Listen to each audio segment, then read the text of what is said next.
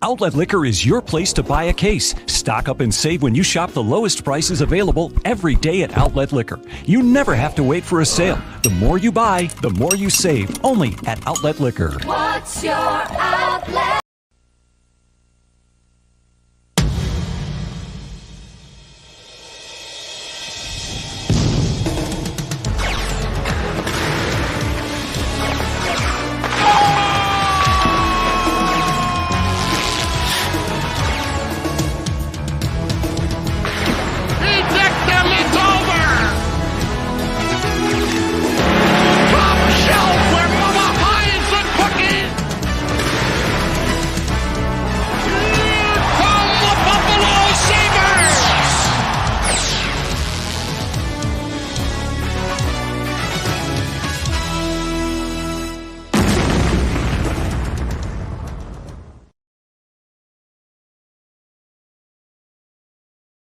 Folks, welcome back. Happy Sunday to you wherever you are at brunch with your Aunt Sally or getting something at the Home Depot. But it is time for the Sabres pregame show brought to you by Outlet Liquor, the place to buy a case. And the Sabres have a little bit of something they haven't had this season, momentum. Dwayne O'Mania, get him in here. Dwayne, we're looking to pick up our third straight win, get some momentum going. It is going to be a tall task, though, facing the LA Kings as a pretty marginal underdog and Dustin Tokarski in net.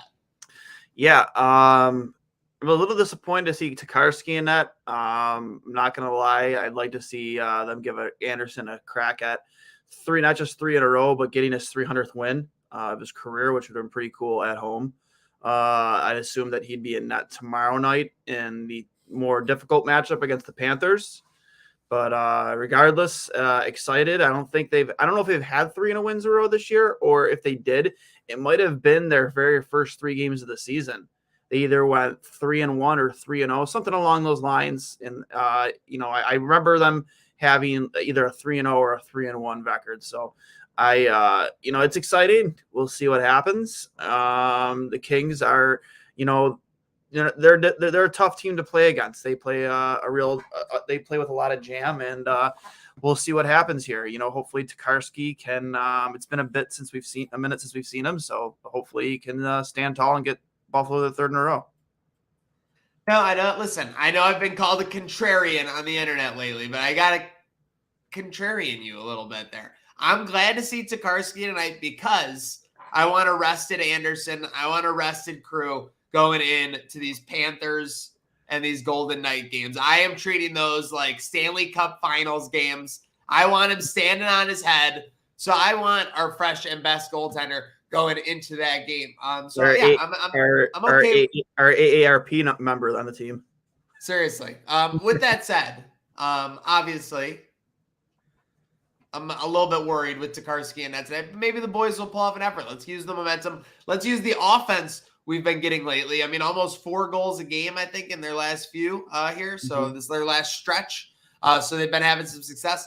And by the way, speaking of success against goalies, we got our focus for this afternoon. And I think the focus has to be on former Sabres prospect Cal Petersen, no? Yeah, Cal Petersen's, I know a lot of Sabres are really bitter. He was one of those guys that, didn't decide to come out of college, played all 3 years with, I believe it was Notre Dame. I actually remember seeing Cal in some of the training camps, the development camps, and he was a very good goaltender. And I was disappointed to see him sign as a college free agent with LA. But I guess at the time I could understand it because, maybe he felt LA was a better opportunity. Now he's, not that he wouldn't have had the same types of opportunities here, but yeah, I am on the side of bitter when it comes to Cal Petersen, and I hope Buffalo can really pump him today. Sorry, not tonight, today. It is. It's a matinee matchup, and just looking at the recent schedules, so you have the Kings, who basically 10 days ago were at Anaheim. Then they came to the Islanders in Boston for some road games. Then they went back to Dallas for a loss there. Then they were at Columbus, so obviously they made their way back east. That's all in the last 10 days. The Sabres, meanwhile, for the last week, have kind of just been hanging out back in the East Coast. Obviously, they played Minnesota the other night. They played Toronto a couple nights before that. That's got to be an advantage, right? I mean, the window 100%. for the travel is much smaller for the Kings, and they might be feeling it. 100%. And anybody who's traveled a lot in their life, they know jet lag is a real thing. I know these guys are used to it. They've been traveling all their lives, whether it's from minor hockey, travel hockey, junior hockey. You're used to the buses and the planes, and the feelings of not being able to sleep in your own bed consistently. But that definitely is an advantage. And I was surprised. I know the Kings have been having a good year this year, but I didn't realize they're having as good of a year. 30, 19, and 7, compared to Buffalo's 18, 30, and 8 record. And, most people would have said maybe 2 years ago that this is a team that would have been years away from being competitive, even when they were drafting second overall when they took Quentin Byfield. But I was kind of surprised to see them come out as hot as they did. And, I didn't realize their record was this good, 30, 19, and 7. That's impressive. In that division too. I got eaten by the mute monster. If you check out their road record, 16, 7, and 5, you'll see basically they're just above 500 at home. And they're actually 500 at home because they're 14, 12, and 2. So where they're on the road has been where this royalty has been getting it done for the Kings. So with that said, going into tonight, this afternoon, do the Sabres have a shot, Dwayne? Buffalo seems to show up against the more difficult opponents. You saw how well they played against Toronto. You've seen other games when they played Vegas in Vegas. F. Cal Petersen. I love it. You see the way they showed up against Vegas, a game that many thought they should have won. The Colorado game, people they thought should have won. So I'd expect Buffalo to really, even with Dustin Karski and net, to show up tonight and play a very difficult game. You played two very, very good games, and one of the things that you need to take notice of those two games is they went into the third period with both those games in the lead, and they were able to hold on to the leads. Granted, against Minnesota, they gave up the lead in the first 5 minutes of the third period, but they put their foot right back on the pedal, controlled the pace of the third period, and came back and won that game 5-4. It was probably next to the Toronto game, one of the more exciting games we've seen this season, more exciting wins we've seen this season out of this Buffalo Sabres hockey team. So I'm, the Kings, like I said, I would have said they were an aging team, coming into this year, but they've been impressive. They've been very, very impressive. It makes me wonder if they'll hold on to a Jonathan Quick at the deadline. I know you always want to have a good goaltending tandem, but Cal Petersen's had a pretty phenomenal year, kind of taking the reins for the first year there in LA. So it makes me wonder if Johnny Quick would possibly be on the trade block come trade deadline to really make that team even better going into the playoffs. Yeah, I mean, that's an interesting proposition, obviously, and that's such a difficult call for an NHL organization when to pull the plug on that long tenured goalie. I mean, I hate to say it, but when you look at when the Sabres did it, they probably didn't make the right move. Ultimately, it felt like it was the right move when they decided to move on.